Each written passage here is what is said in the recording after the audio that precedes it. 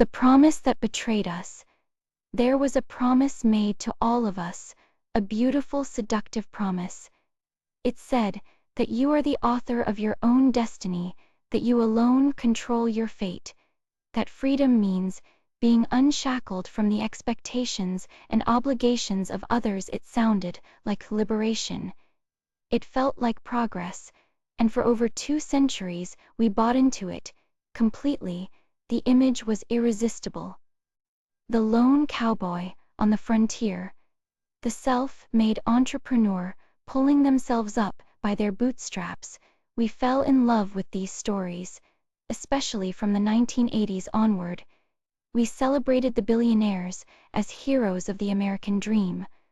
But here is what we did not see while we were busy chasing our individual success. Something else was happening. The very ideology that promised to free us from oppression was quietly dismantling something essential. Our collective bonds, our unions, our communities, our shared sense of responsibility to one another. The French philosopher Alexis de Tocqueville saw this danger coming nearly 200 years ago. He admired American ambition, but worried about what would happen when individual success crowded out the common good. He feared we would descend into a morass of self-interest and envy. But even he might be shocked by what we have become today.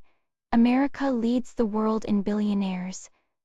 But we also lead in COVID deaths. We lead in imprisoned citizens. We lead in mass shootings. That is not a coincidence. That is the price of our terminal individualism. The truth is that individualism did not just free individuals, it freed corporations, it freed the wealthy from social accountability. It turned every problem into a personal failure rather than a collective responsibility, and it left us all alone, competing against each other for scraps, while those at the top hoard everything. This is the betrayal. We were promised freedom. What we got was isolation. Let me take you back to the 1950s for a moment. Picture America, where 1 in 3 workers carried a union card in their pocket, where neighbors gathered at community halls and churches were not just places of worship, but the very heartbeat of civic life. Back then, the word we carried real weight. Now fast forward to today. Union membership has plummeted to under 10%. Those community halls sit empty, and somewhere along the way we stopped being citizens and started being consumers. This transformation did not happen by accident. Starting in the 1980s, a powerful ideological machine went to work. Corporate-funded think tanks began pumping out a simple but seductive message: you are on your own. Your success depends solely on your own efforts, and anyone who tells you otherwise is trying to take what you have earned. The Reagan era gave us the ultimate symbol of this shift. The self-made individual, pulling themselves up by their bootstraps, the cowboy, riding alone into the sunset. These were not just stories. They were a carefully crafted replacement for something that had once bound Americans together. But here is what makes this story so important for understanding corporate power. Today, every time someone buys into the myth of rugged individualism, they are also buying into something else: the idea that collective action is somehow suspect, that unions are corrupt, that government is the problem, that your neighbor's struggle is not your concern. And who benefits when we all think this way? The corporations that no longer have to face organized workers. The billionaires who no longer have to worry about public pressure. The wealthy who can hoard resources while the rest of us are told to simply work harder. The shift from we to me was perhaps the greatest victory corporate America ever achieved, and most of us never even realized it was happening. Let me take you back to the 1950s for a moment. Picture an America where 1 in 3 workers carried a union card in their pocket, where neighbors gathered at community halls and churches were not just places of worship, but the very heartbeat of civic life. Back then, the word we carried real weight. Now fast forward to today. Union membership has plummeted to under 10%. Those community halls sit empty, and somewhere along the way we stopped being citizens and started being consumers. This transformation did not happen by accident. Starting in the 1980s, a powerful ideological machine went to work. Corporate-funded think tanks began pumping out a simple but seductive message: you are on your own. Your success depends solely on your own efforts, and anyone who tells you otherwise is trying to take what you have earned. The Reagan era gave us the ultimate symbol of this shift: the self-made individual pulling themselves up by their bootstraps, the cowboy riding alone into the sunset. These were not just stories, they were a carefully crafted replacement for something that had once bound Americans together. But here is what makes this story so important for understanding corporate power today. Every time someone buys into the myth of rugged individualism, they are also buying into something else: the idea that collective action is somehow suspect, that unions are corrupt, that government is the problem, that your neighbor's struggle is not your concern. And who benefits when we all think this way?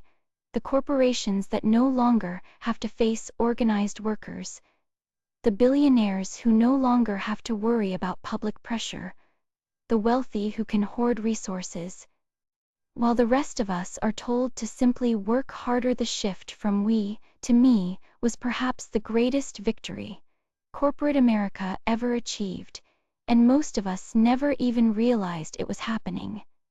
Let me tell you something that might change how you see your phone in just 3 decades. The average number of close friends. Americans report having dropped from 3 to just 1.5. That is not a small shift, that is a collapse of human connection happening in real time. And here is where it gets interesting: that loneliness you feel, that isolation creeping into your daily life. It is not an accident of modern life. It is a revenue stream. Think about it this way: in the past, if you wanted connection, you had to participate in community. You had to navigate relationships, deal with people you might not always agree with, and invest time in building bonds. It was messy and sometimes frustrating, but it created genuine belonging. Now, markets have stepped in to offer you a more convenient alternative. Why deal with the complications of real friendship when you can subscribe to a parasocial relationship with a content creator who never disagrees with you? Why build a workplace community when the gig economy lets you work alone on your own terms with zero human interaction required? The research reveals something crucial here. Markets provide convenience by removing the need for community. But that convenience comes with a hidden price tag. You lose the sense of meaning that only genuine connection can provide, and corporations are absolutely thrilled about this. Every lonely person scrolling through social media at midnight is generating ad revenue. Every gig worker isolated in their car is a captive audience for podcasts and audio content. Every person who cannot find a partner through traditional community channels becomes a paying customer on dating apps. Your loneliness is not just a personal struggle, it is a business model, and it is working exactly as designed. Let me tell you a story about one of the most brilliant corporate strategies ever executed in 1971. A mild-mannered corporate lawyer named Lewis Powell wrote a memo that would change America forever. He sent it to the U.S. Chamber of Commerce with a simple but radical message: corporations needed to organize, they needed to unite, and they needed to use the Supreme Court to reshape society in their favor. Powell wrote that independent action by individual companies would never be enough. The real power, he explained, lies in organization, in long-range planning, and in the kind of political muscle that only comes from united action. He openly called for using what he called an activist-minded Supreme Court to create new corporate rights. Now, here is where it gets fascinating. While corporations were organizing, they were also selling you a completely different message. They told you that you should think like an individual, make your own way, be your own brand, take personal responsibility for everything. This was not a coincidence. It was a strategy. Think about what happened to pensions companies used to promise workers a secure retirement. Then they replaced pensions with 400 wonk plans. Suddenly, the risk was all yours. If the market crashed, that was your problem. They called it freedom, they called it empowerment. But what it really meant was that corporations walked away from their obligations while you absorbed all the uncertainty. The same thing happened with the gig economy companies. Rebranded exploitation as entrepreneurship. They told workers they were free to be their own bosses. But somehow that freedom meant no benefits, no job security, and no collective bargaining power. When you are told that every problem is a personal one, you stop looking at the system, you stop asking why wages have stagnated for decades, you stop questioning who really benefits when regulations disappear, and most importantly, you stop organizing with other people to demand change. Corporations understood something profound. A society of isolated individuals is a society that cannot fight back. And that was exactly the point. Let me tell you about something that might change how you see every trip to the grocery store. We are told we live in an age of unprecedented choice, endless aisles of products, hundreds of brands, the freedom to vote with our wallets. But here is the uncomfortable truth that freedom is largely an illusion. The philosopher Renata Salical calls this the tyranny of choice. Modern capitalism has convinced us that we are sovereign consumers making independent decisions that shape our lives. But think about it when you stand in that grocery aisle overwhelmed by 50 types of cereal. Are you really exercising freedom? Or are you choosing between options that a handful of massive corporations have already decided to offer you? This is the clever trick at the heart of consumer individualism. We are told that making the right choices leads to happiness and success. If we just pick the right products, make the right decisions, we will achieve the good life. But this puts enormous pressure on individuals while hiding the real structure of power. The truth is that most major industries are dominated by just a few corporations. Those dozens of brands on the shelf, often owned by the same parent company. Your choices have already been narrowed before you even walk through the door. And this myth of individual choice does something even more damaging. It convinces us that our biggest problems can be solved by personal consumption decisions. Climate change. Just buy different products. Inequality. Make better choices. But individual actions cannot solve systemic problems. When we are told that the solution lies in our shopping carts, we stop looking at the systems that actually need to change. We have been sold a story about freedom that keeps us anxious, isolated, and ultimately powerless. The real choice we need to make is whether to keep playing this game alone or to recognize that our fates are connected and start building power together. So where do we go from here? The answer might surprise you. It is not in trying harder as individuals, it is in realizing that our individual struggles were never really individual at all. Across the country, people are waking up to a simple but powerful truth. The problems we face alone are actually shared problems, and shared problems require shared solutions. Look at what is happening with labor organizing. After decades of decline, unions are winning again. Workers at Amazon, Starbucks, and countless smaller companies are standing together and demanding better treatment. They are proving that when people unite, even the largest corporations have to listen.